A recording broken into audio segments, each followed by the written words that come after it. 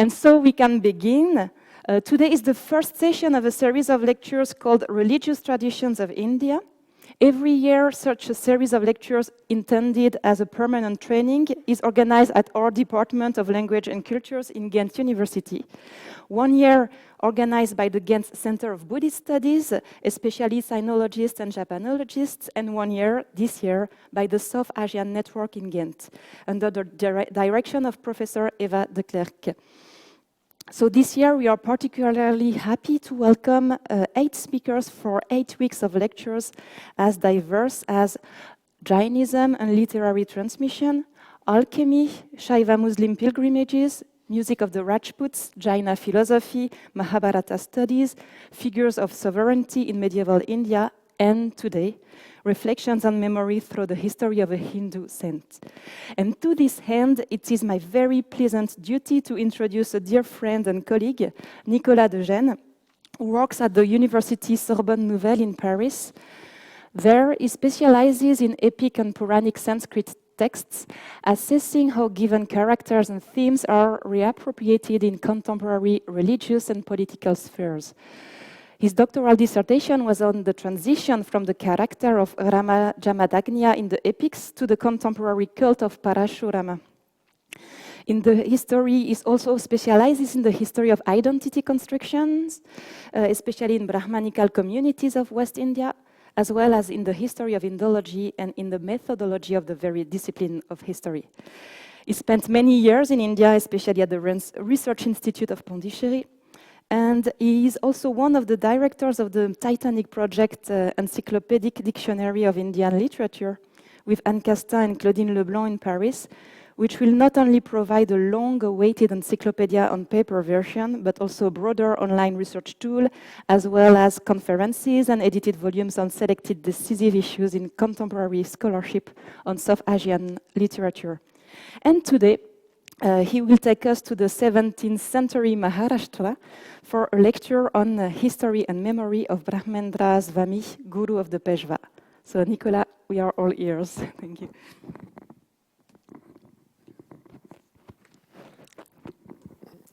Thank you. I hope I use appropriately the mic. So I want to thank Eva de Klerk and the University of Ghent for their invitation to present a lecture in this Religious Traditions of India series. And I thank also Marie-Hélène Goris for her kind introduction. So today the title of my lecture is History and Memory of Brahmendra Swami, so 1649-1745, Guru of the Peshwas in Maharashtra. Now, Brahmendra Swami is a remarkable character of the period of the heyday of Maratha power, that is to say from the rule of Shivaji, the first great Marathi king in the 1670s, until what has been called the Peshwa period between 1713 and 1818.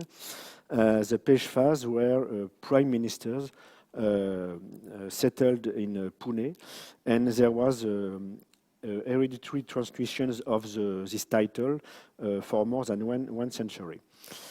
So Brahmendra Swami, as a Brahmin who was born inside the plateau of Maharashtra, settled after near the end of the 17th century in the coastal area of Maharashtra, and acquired a growing influence in the political, religious, and economic affairs of his time, business of his time. Either with the Peshwas or with the heirs of Shivaji who were staying in Satara. And he was also important in spreading the cult of Parashurama, the legendary founder of the west coast of India, all along his very long life, as you can say, because he would have lived near 100 years long, even if there are debates about it. But so good part of this talk will, of course, be devoted to the presentation of the main features of Brahmendra Swami's life. But afterwards, we will also see that since the end of the 19th century, Brahmendra Swami has been a very controversial and debated figure in Maratha historiography because there are debates about his real influence in the political, religious, and economic fields, and also about the genuineness of the spirituality of this guru or Mahapurusha, as he was known at this time. And these questions arise from the big concern of Brahmendra Swami for worldly affairs and also wealths and riches.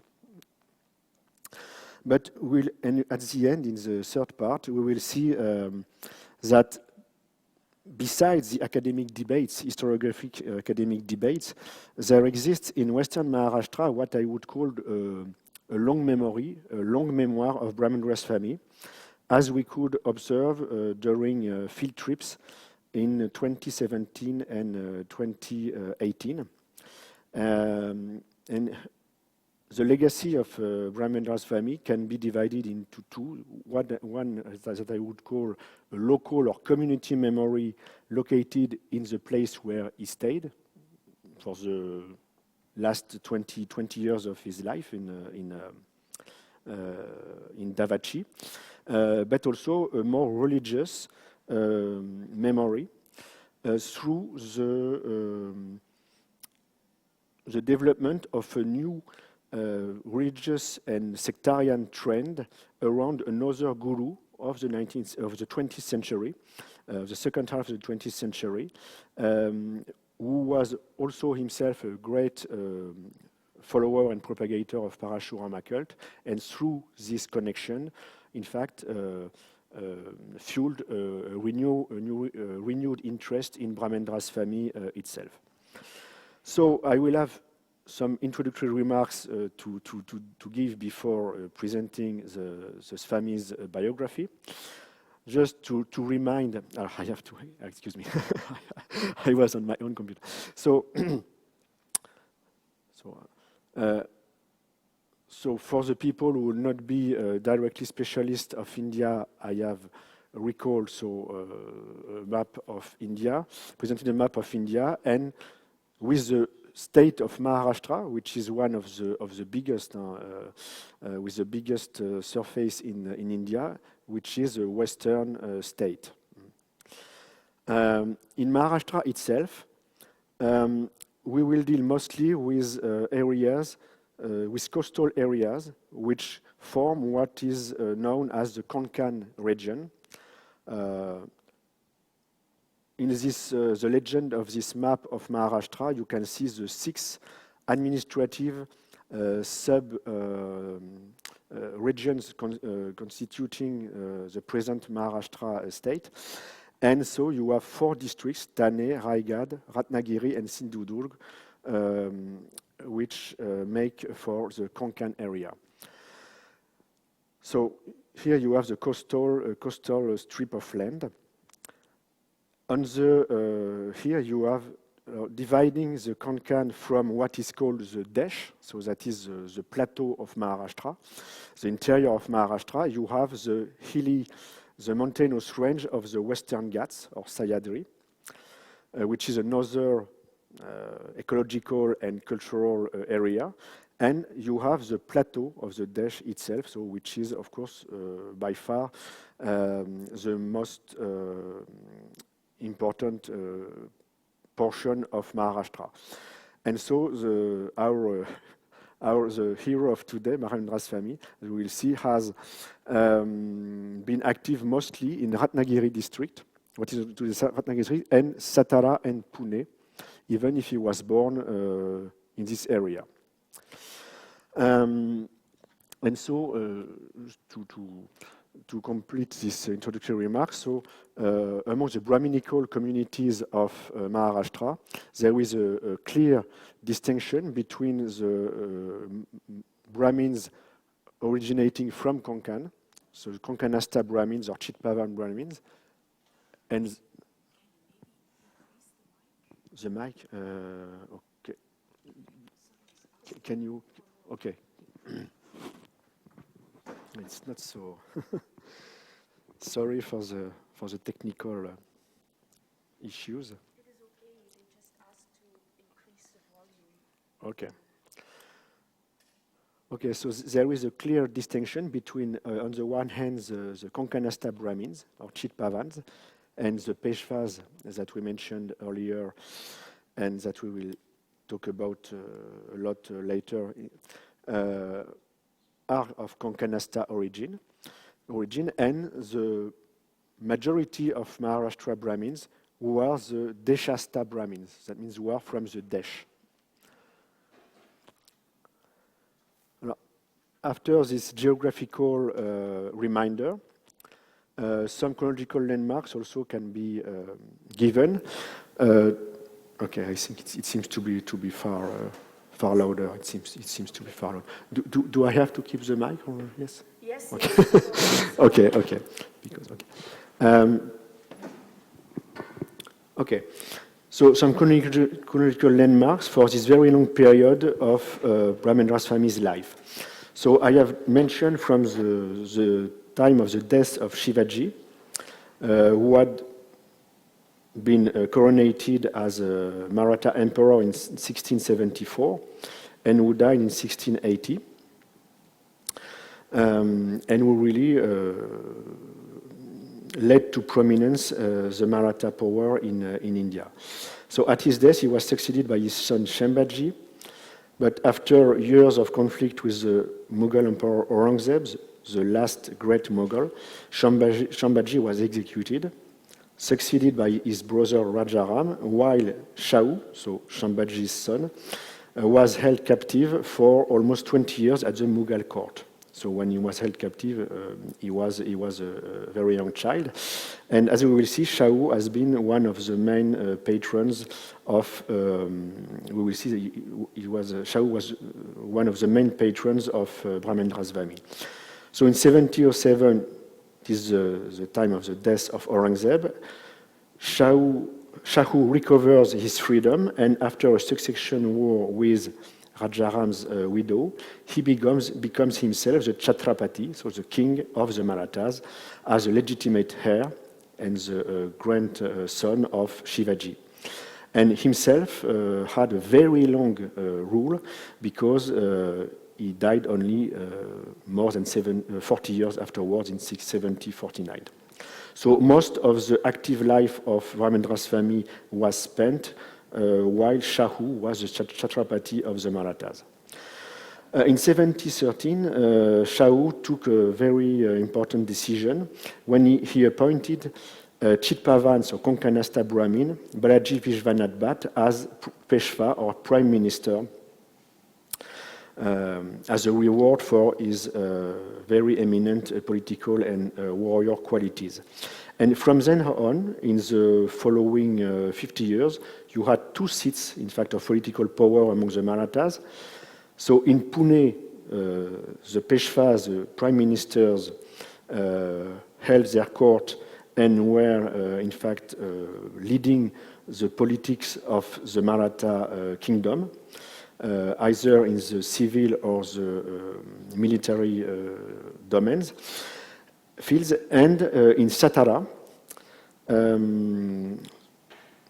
Chhatrapati stayed, and he had the legitimacy and the prestige of being the heir of Shivaji. So at the death of the first Peshwa, Balaji Vishwanath was succeeded by his son Bajirao I, who was a very great follower of Brahmendra's Swami. So for 20 years, Brahmendra's Swami, it is probably the time when he was the most influential. And after Bajirao I's death, he was himself succeeded by his own son. So, as I told you, had a hereditary line of prime ministers. Just to sum up, as you can see, in Maharashtra in the early 18th century, It was a fractured territory with complex and ever-changing power relations between Shivaji's heirs, various members of the Maratha nobility, like especially Kanoji Angre, also a great disciple of Brahmendra's family and who was powerful in Konkan. You had the Konkanasta or Chitpavan Brahmins with the Peshwas. You had also the Nizam ul Mulk, a very great functionary of the Mughal emperor who took his independence at the beginning of the 1720s and who was the main successor to the Mughals in the Deccan. There was also far less known the Muslim Siddis of Janjira, which was a haven and a fortress on the Konkan coast. And you also had the newcomers of the European powers, mostly Portuguese and British. So it was a very complex political situation in which Brahmendra's family evolved all along his life. And as we will see, he seems to have been extremely skilled in attracting patronage and protection from, in fact, all the powers we have seen in the previous slide. So just to take back the Brahmendra's family's biography, so this first slide about his biography, in fact, deals with a period about which we know very little. So he was born in Dudadvadi, a small village near Aurangabad district, so in the plateau, in the interior of Maharashtra, from Deshasta Brahmin parents. He was orphaned rather young, at 11 years old. And from that time onwards, he resettled in another village in the Aurangabad area, in Rajur, and decided to not to settle down as a grihasta, but to live as a renouncer, as a kind of renouncer. And for reasons which are not clearly known, in 1672, and for almost 15 years, he decided to travel and to make pilgrimages to the most sacred Hindu sites all over India, with a longer stay in Varanasi, which was, of course, at that time also one of the main religious centers of Hinduism. So all we know about this from this period comes from parts of letters that Brahmendra's family wrote to his many disciples during decades. But we can say that all these events are rather obscure. They may contribute to, I would say, standard hagiography, because in the history of Maharashtra, many of the most famous saints come from around Aurangabad, and also a good number of them are known to have traveled all along India. It was especially the case of Samarth Ramdas, who was the great spiritual guide of Shivaji himself. And so in 1686, Brahmendra's family arrived in Konkan area, and it is the period from which onwards we have some more solid ground about his biography. And so on this slide you can see also an image contemporary from Brahmendra's family's life. And as you can see, we'll see later, it still inspires the representations of this family. So in the second part of the family's life, it's a long period, between almost for around 40 years, from 1686 to up to 1728. Brahmendra's family lives in Konkan, so in coastal Maharashtra. So between 1686 and the very beginning, early 1700s, he seems to have traveled all over Konkan with a preference for the area around Chiplun in Ratnagiri district, which was the main district of origin of the Chitpavan Brahmins. That's the place where you have the original lands and villages of the Chitpavan Brahmins. And during this time, so his fame as an ascetic and as a Swami seems to have grown. Especially, he befriended very much Balaji Vishwanath Bhatt, who at that time was only a very talented and gifted servant of the Marathi kingdom, but who was very far from from becoming the prime minister.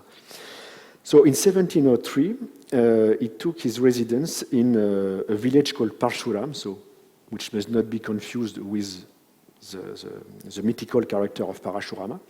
So Parshuram village, which is a village situated near Chiplun, so in Ratnagiri district, where you have a great temple of Parashurama, so the mythical figure and god. And Brahmendra Swami so began his work as a restorer and builder of temples of Parashurama, but also of temples of Shiva or of Ganapati. So as he had become influential with some members of major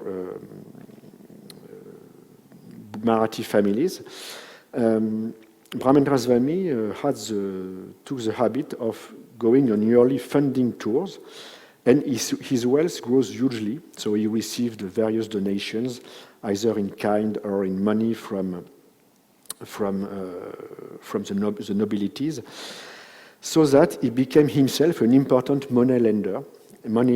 And as you can see, it can be a first point, which is a little, which can seem a little dissonant with the usual image of a spiritual guide who is supposed to be very least interested in worldly affairs.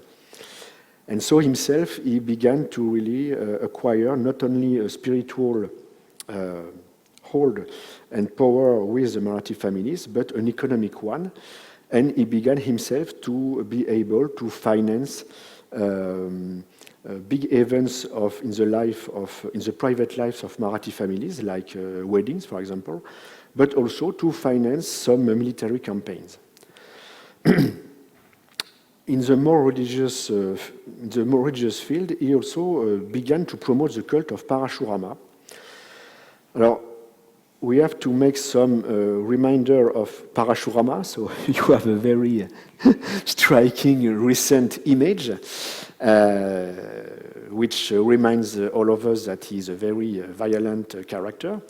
So Parashurama means Rama with the axe, and he is most famous for being the sixth avatars or incarnation of God Vishnu in the canonical list of 10 avatars.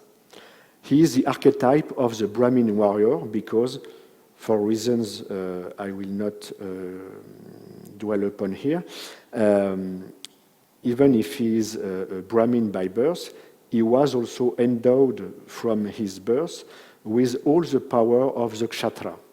So he is one of the most extraordinary warriors in epic and Puranic lore. So as a Brahmin warrior, he is known as the arch-enemy of the Kshatriya, so warrior class, which he annihilated to punish its sins and misdeeds, and also to avenge the deaths of his father.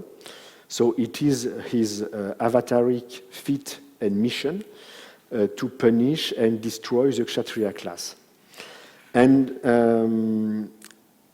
the memory of this conflict between Brahmins and Kshatriyas remained very lively in Maharashtra till very recent times, and it may explain why Parashurama has kept probably has played a bigger role in religious history of Maharashtra than in most other areas of India. Now, there is also another reason, which seems to date from the second half of the first millennium, as it is attested in various inscriptions. and Puranas of this period. So Parashurama is the mythic founder of India's western coast, so all this strip of coast between the Arabian Sea and the Western Ghats, from Gujarat in the north up to Kanyakumari in the very south of Kerala. So Parashurama has a very strong connection with the western coast of India, especially with Konkan, and even more especially with Brahmin communities from the coastal area and from Konkan. Most Brahmin communities from Konkan and along this western strip of land, which is known as the Parashurama Kshetra, the land of Parashurama, most of these Brahmin communities say that they have been settled by him in this area. And so it may be one of the reasons why Brahmendra Swami chose to promote Parashurama's cult. So not only out of religious interest and devotion for him, but because he may have thought it was a very clever way to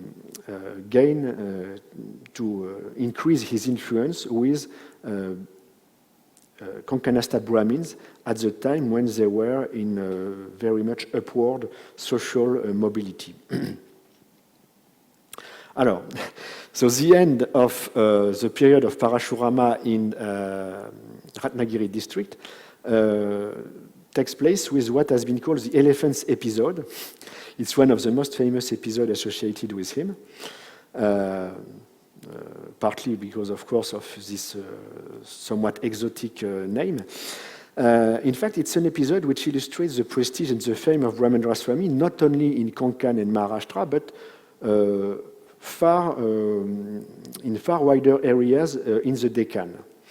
So the protagonists of this episode were the Nawab of Savnur, which is a principality in Karnataka, which is situated almost 500 kilometers south of Pune, so very, very far from the heart of the Maratha power. You also had the Siddhis Yakut and Sat, so the father and the son, and you had Kanoji Angre. And in fact, the Nawab of Sanur had decided to offer to the Siddhis an elephant, a ceremonial elephant. But because of the very important political division of the Deccan that we mentioned earlier, when I used the term of a fractured territory, it was very difficult to lead such a high price gift from Savnur up to the Janjira, the place of the Siddhis, so almost 500 kilometers, because you had everywhere you had borders, you had taxes, and you were supposed to ask for authorization to go through a territory. So Brahmendra Swami was required by the Siddhis and by the Nawab of Savnur to accompany the elephant all the way from Savnur up to Janjira, because he was famous enough to be allowed to travel all over the territories without too much trouble. Alors, everything went rather well until Brahmendra Swami and the elephant reached Ratnagiri, so the place where, at that district, the place where Brahmendra Swami was living at that time. Brahmendra Swami decided that as Janjira, the Siddhi capital, was very near, there was no need for him to accompany the elephant till the very end of the road. And he invoked rituals to perform, to stay in Chiplun and Parshuram, and he left finally other people accompany the elephants. But it caused a great misunderstanding, because when the elephant traveled through the place of Kanoji Angre's territory, the Siddhis were informed of this fact, and believed that Brahmendra's family had decided to offer the elephant as a gift from himself to Kanoji Angre. It fueled the anger of Siddhisat, which destroyed, in fact, most of Parshuram village and molested a number of protégés of Brahmendra's family. And it is the reason why, after decades of very good neighborhood relationships between Brahmendra's family and the Siddhis, Brahmendra's family decided to relocate in another place. So he traveled the Western Ghats and settled in the district of Satara. So maybe I could just show you once more where it is for people who would not know very well the Maharashtra geography. So Brahmendra's family left Ratnagiri district to go to settle in Satara. He found to settle in a village which had been granted to him by Shahu. And this village was situated a few tens of kilometers from Pune and from Satara. So it was also very well situated from a strategical point of view, because it allowed Brahmendra's family to be easily in touch with both political powers, the seats of power in Maharashtra, so Satara and Pune. So I will go back to the third part of the biography. So in the 17 last years of his life, so Brahmendra's family lived in this village. He has left a copious correspondence with main contemporary political leaders from Maharashtra, so the Peshwas, Shahu, various members of the family, the Siddhis, and also various nobles. And the correspondence has been kept and edited at the end of the 19th century. So he seems to have somewhat changed his public discourse, if I can say, because in contrast with the previous period when he was in very good terms with the Siddhis, the Muslim Siddhis of Janjira, from this time onwards, he seems to have exhorted very much the Peshwas as well as Shahu to fight and defeat in Konkan the Muslim Siddhis and the Portuguese. So I would say people who could be seen as kind of outsiders from a religious point of view, so Muslim powers and Christian ones. And the Peshwas managed to defeat the Siddhis in 1733 and very famously the Portuguese in 1739. And Brahmendra's family was very quick in thinking that it was his blessings which had helped very much the Peshwa army to defeat the Siddhis as well as the Portuguese. Alors during this period, so he went on with his activities as a big money lender, and also with his activity of construction and restoration of temples, not only in Konkan, but also in Satara and Pune area. In 1740, it was an important year for Brahmendra's family, who was at that time an extremely old man, because he was supposed to be 90 years old, because it was the year of the death of his two main protectors, that is to say the Peshwa Bajirao I and his brother Chimajiappa, who had been his most trusted commander, in fact, and who had been especially who had defeated the Portuguese. And so the end of his life seems to have been, there is nothing very conspicuous as events. So I have summed up on the next slide the list of villages granted to Brahmendra's family by various powerful leaders. And so you can see that these grants were given from the 1690s until the 1730s. So it means that it proves his influence for more than 4 decades.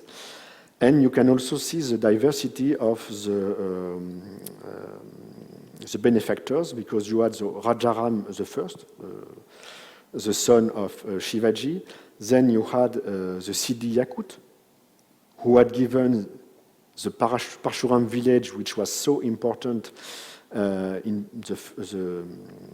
for more than 20 years in Brahmendra's family's life. You have the Pratinidhi, who was another Maratha noble. Then the Peshwa Balaji Vishwanath. Later, his successor and son, Peshwa Baji Rao I, and also Chhatrapati Shahu, so the Rajaram's the first nephew and grandson of Shivaji. And as I told, he was the one who gave the village of Davachi.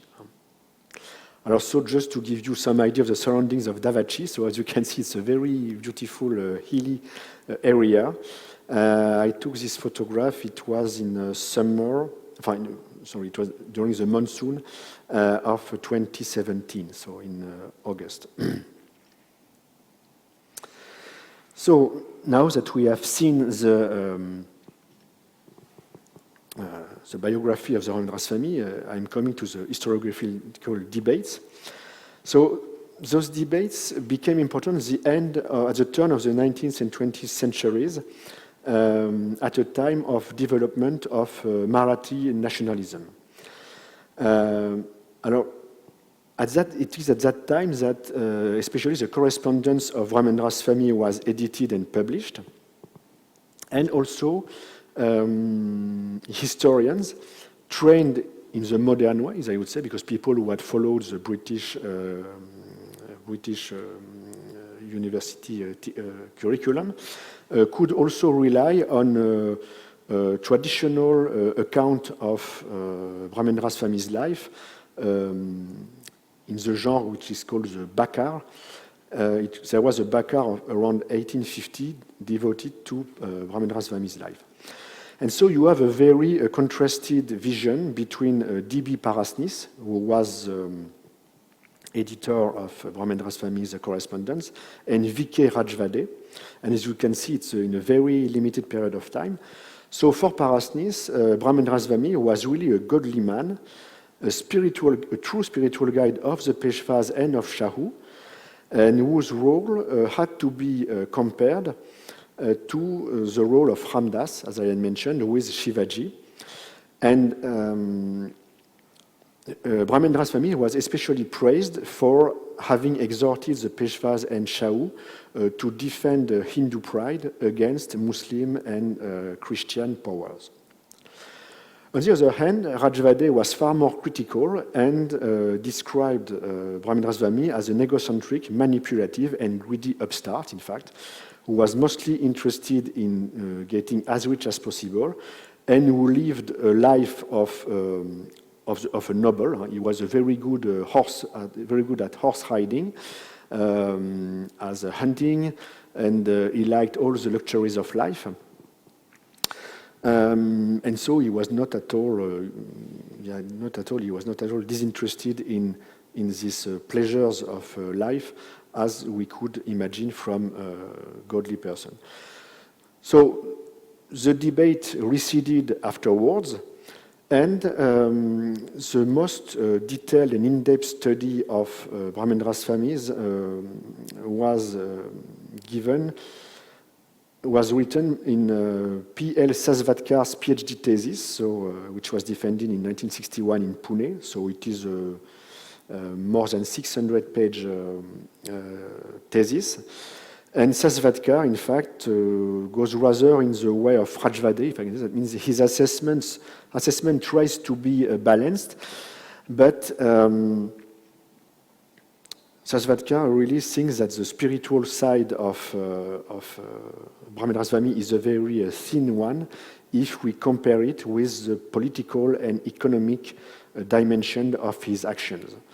And so he appears in Sasvatkar's writings as a very extremely clever and crafted person who was able to attract the patronage of all the powerful people of his time. But it was not possible to see in him either a true spiritual guide or a very convinced Hindu defender, as he had entertained very good relationship with Muslim powers for decades, in fact. And if we want to put on a broader background the figure of Brahmendra Swami in today's historiography of early modern India, we could wonder if he is not a kind of what William Pinch has called a warrior ascetic, a figure which is very characteristic of India between the 60s and the 80th century. Alors, I will come back a little more about the criticism which were held by historians towards Brahmendra Swami. So first, he was criticized for his huge personal ambition and pursuit of worldly fame, his materialistic and down-to-earth concerns, which are predominant in his letters, and so the spiritual dimension of his action appears very tenuous, to say the least, and he makes almost no reference to classical works of Hindu religion and philosophy. In fact, sometimes to the Bhagavad Gita, but he doesn't seem to be well versed, in fact, either in the Vedas or in Vedanta. As a moneylender, he was clearly seen as practicing usury. So it was relatively common, of course, among moneylenders, but from a supposed and a self-styled godman, it is, of course, more problematic. He had a very irascible temper and the habit to curse people not complying with his wish, or his whims, if I can say sometimes, and lacked equanimity and compassion. So there is also the question of possible opportunism in his use of the reference for God Parashurama in Konkan. Alors, one of the ways he stressed his own reverence for Parashurama. It is not only in the restoration and building of temples, but it's in the fact that in all his letters he used, at the beginning, Jai Parshuram. So it was a kind of salutation and blessing, which was very uncommon at that time. Alors, the most serious draw for nationalist historians from Maharashtra during the culmination of the debates I mentioned earlier, it is the fact, in fact, that Brahmendra Swami did not use his aura and influence to pacify the rivalries between the many Maratha factions. He sometimes even induced and fueled these rivalries, and in fact, his action was even detrimental to the unity, to the cause of the unity of the Maratha polity, which would have, while he may have worked towards creating a stronger ground for the Maratha power all over India. So here it is for the historiographical debates.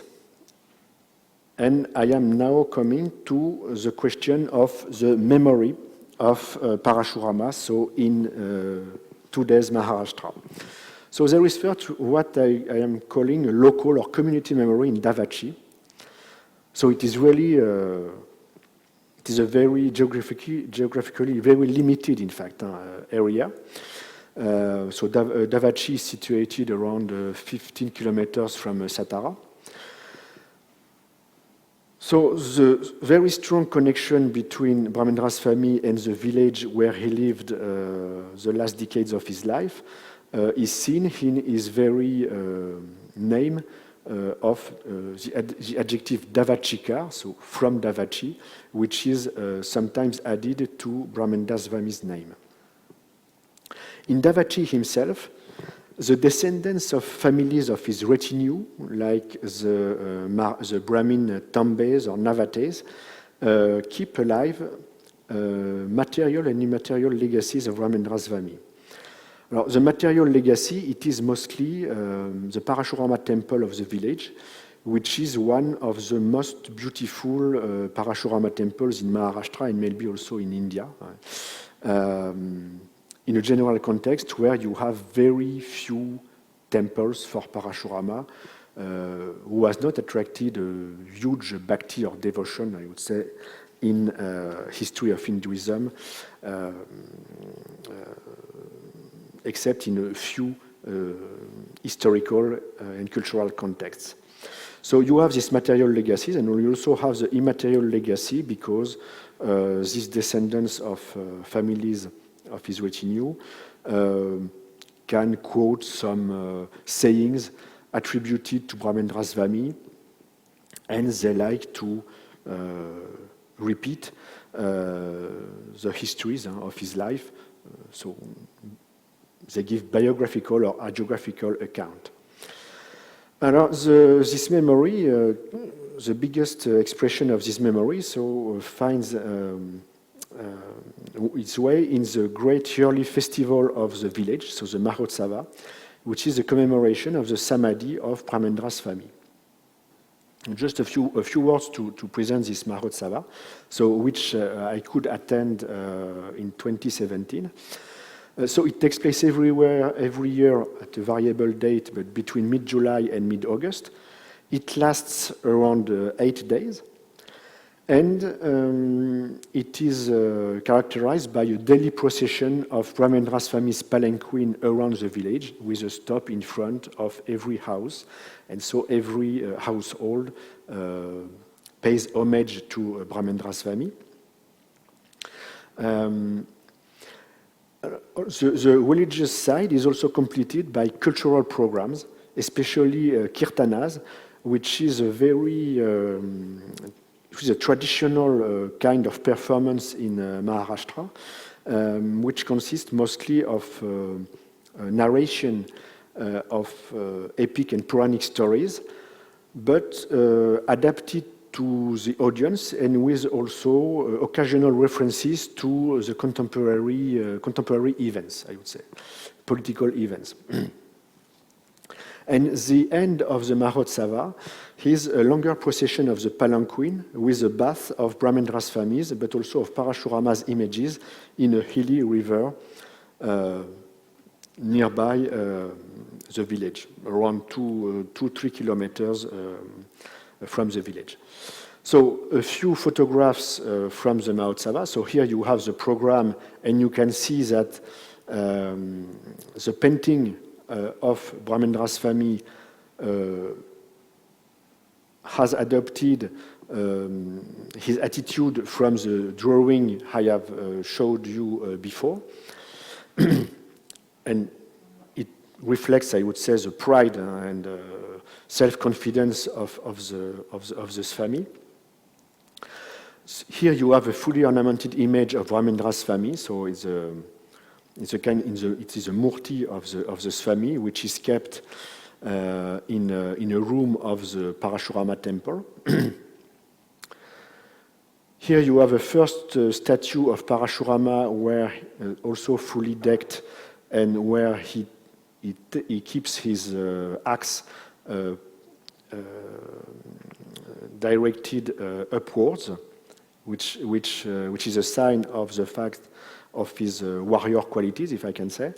But in another statue of the same temple, you have a far more peaceful murti of Parashuram, where his axe in the left lower hand, in fact, is turned downwards, which is a sign that he has renounced violence and is devoted to tapas and penance. So here is a procession of the palanquin. You see a woman of the village, paying homage to the palanquin, on which you have a small murti, and not the big one, but an Utsava murti, so a procession image of Brahmendra Swami.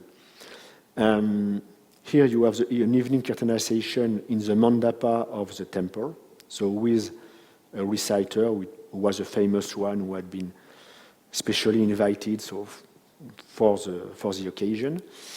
Here you have the river, where the sacred images and murtis are bathed. Here you have offering to the padukas, so the footprints of the Swami.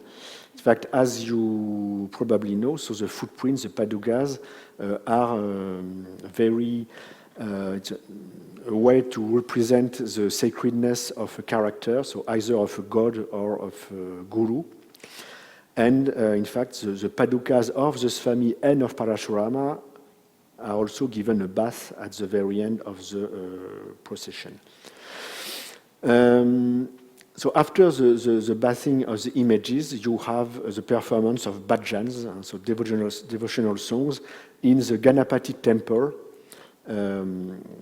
built along this river. So here for the community memory and local one, which is a very specific and very little known outside the Satara district, if I can say. I had a lot of trouble, in fact, to manage to be informed of the precise dates of the Mahotsava at that time. It was through people who were members of the families of the descendants of the retinue that I could, in fact, be informed of these dates and attend the festival. Alors, so there is another kind of memory, and so it will be the last part of my paper, which is what I would call the religious memory through a contemporary Parashuramite connection through another guru, so Sri Gajanan Maharaj. Gajanan Maharaj was born in Akalkot, which was a princely state at that time, at the time of the British power. And so, as you can see, he lived from 1918 to 1987. He was himself the spiritual heir to one of the most famous Marathi saints of the 19th century, so Swami Samarth Maharaj, who had initiated a spiritual lineage whose center is the Guru temple in Akalkot. So in 1938, at the very young age of 20 years old, Gajanan Maharaj became the main custodian of the Guru Mandir. But he did not remain only spiritual heir to Swami Samarth Maharaj, because in 1942, he claimed to have received a revelation from Parashurama himself about the need to revive Vedic teachings. In fact, he had seen 4 dogs which were extremely exhausted and suffering from hunger. And Parashurama explained to him that these dogs, in fact, were symbolic of the 4 Vedas, which had whose tradition had been exhausted and had almost disappeared from modern India. And so after this revelation, in fact, Gajanan Maharaj considered himself and presented himself as Kalkin, that is the last avatara in the canonical list of the 10 avatars of Vishnu. Alors, why this personification, if I can say, in this claim? In some Puranas, like the Kalki Purana, Kalki is said to be a Brahmin who is a Shishya and disciple who will be taught spiritually and also militarily by Parashurama. So Kalkin will be another Brahmin warrior who will re-establish Dharma at the end of our Yuga. So in 1944, Gajanan Maharaj took the solemn vow to revive and regenerate Vedism by popularizing the practice of Agnihotra, so the daily fire sacrifice of the Grihasthas since the Vedic period. So afterwards, he founded himself an ashram in Shivpuri, so I would say the center of his spiritual lineage is in Akalkot area, but nearby, so in Shivpuri, in another village, and he celebrated himself a great Vedic sacrifice in 1969. So here you can see a photograph and poster of Gajanan Maharaj where he promotes the practice of Agnihotra. And we must say that in difference with the very local memory of Brahmendra Swami located in Davachi, in fact, Gajanan Maharaj managed to attract following in many countries. In fact, I met some of the leaders of his group, and they told me that they had disciples and people practicing Agnihotra all over the world. And if you make some research on the internet, you will see that you have people from Argentina, Japan, South Africa, who practice Agnihotra with what is their objective. It is maybe to revive the Vedic teachings, but you also have a more ecological teaching in which it is said that Vedic sacrifices have the power to healing and purify the atmosphere. So you can understand why it can gain some disciple and following among New Age practitioners, if I can say. So Gajanan Maharaj also had a building activity. So as I said, he had received a revelation thanks to his quasi-providential nature as the Kalkin Avatara himself. As a consequence, he took at heart to visit most Parashurama temples in Maharashtra. And with his disciples, so first of whom was his industrialist brother-in-law, he patronized their restoration as well as the construction of new temples, exactly as Brahmendra Swami had done 250 years earlier. And that's where we meet the connection with Brahmendra Swami. So, as is written, we must bear in mind that temples restored or built by Brahmendra Swami are as many lieux de mémoire of the Swami himself, where you have some inscriptions reminding that he has restored such and such temple place. So a common devotion to Parashurama, however differently grounded it may have been, led Gajanan Maharaj to honor the memory of Brahmendra Swami, and it has now reached a point where Gajanan Maharaj's disciples can seem to try to appropriate the legacy of the 18th century controversial Swami. So here I am showing you, we really reach the end of my talk. So what is the most common image of Parashurama in Maharashtra today? And I discovered that in fact this, the creation of this image in the 1960s had been commissioned by Gajanan Maharaj himself, in fact. And so you see Parashurama on a background which can remind us of the surroundings of Davachi that we have seen. So you have Parashurama with the bow and the arrows, and so it is for the more martial side, and the spiritual side, and spiritual influence indicated by the axe turned downwards, as we have seen in the Murti beforehand. And so the symbol of the confluence of Brahmendra Swami's and Gajanan Maharaj's legacies can be seen in this banner, which was displayed in Parashurama temple during the Mahotsava, and a banner which can also be seen in other Parashurama temples, like in Sangam Mahuli or Limgaon, which are villages also in Satara district. And very so interestingly, so you have the image of Parashurama on the right, the one of Brahmendra Swami on the left, and it is said, in fact, that the Utsava is Samprerit in Marathi, so it's really Sanskritism.